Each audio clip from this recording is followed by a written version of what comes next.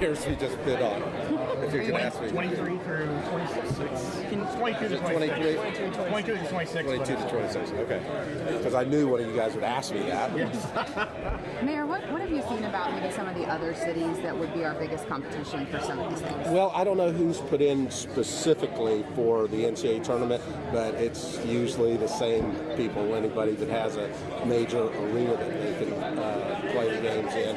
And then Final Four usually goes to a dome stadium of some sort. But I love bidding for the first and second rounds because you usually have 8 teams that are going to come in and that many more fans, and everybody's excited about that first round. They haven't traveled yet, so when we had it the last time around, things were just teeming and all the different colors, and you get all that exposure. What do we have that sets us apart here for the first and second round? We've got just about anything you could want as a destination, so we have what I think is still the best arena in the country. When we opened it 10 years ago, the commissioner of the NBA said, by far it's the best. Nobody's exceeded us yet. We keep up with the technology, so we've got the best arena and back of the house stuff. So the dressing rooms and being able to move things in and out, that's great. But then you've got everything else that Central Florida has to offer. Who doesn't want to come for Thursday and Saturday set of games and then take in the theme parks in between? Mayor, can you talk a little bit about the requirements and why you feel confident that Orlando and the Central Florida area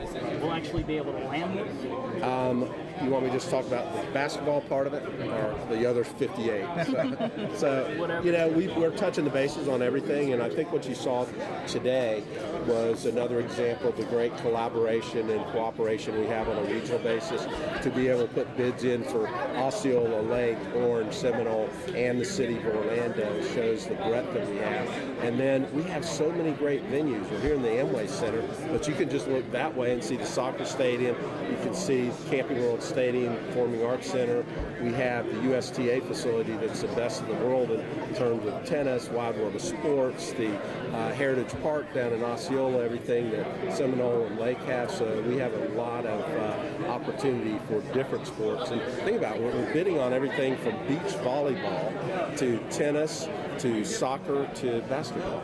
Mayor, you look at what's happened over the last couple of decades with Orlando and what they've hosted sports-wise. How does that make you feel to see this kind of, the growth that we've seen in the sports? You know, back in 2008 when we were pitching the importance of improving Camping World Stadium and building a new arena, we promised that these were the types of things that we could bring, and I think that we've delivered. I mentioned that we're the only city in America that's hosted the Major League Soccer, basketball, and football all-star games. That's pretty cool.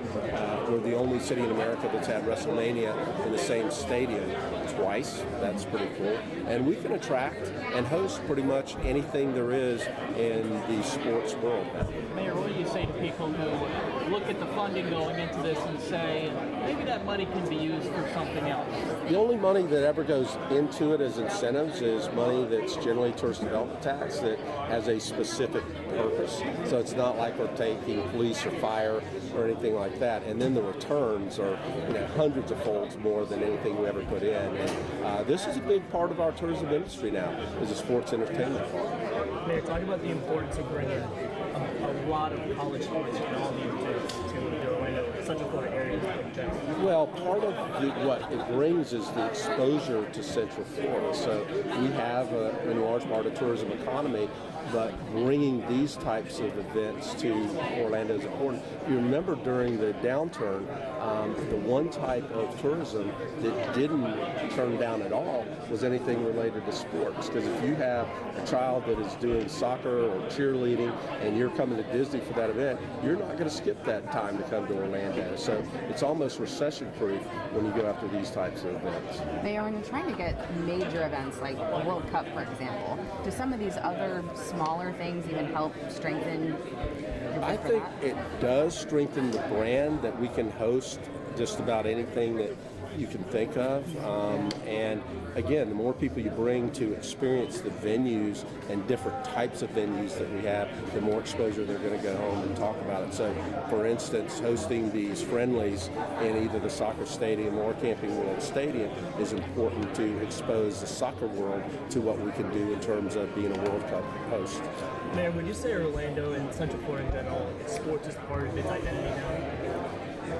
I would say without question, we're one of the sports entertainment destinations in this country, and certainly I think we identify in that way. I know I promote it all the time anywhere that I go, but it's not just singular. It's not one sport. We have so much to offer, and then you have to give it to the tourism community as well. Who wouldn't rather come play whatever they're going to play here in Orlando and have everything else that they have or that we have to offer, including sunshine in the wintertime? Okay? Thank you. Thank you. Okay, guys.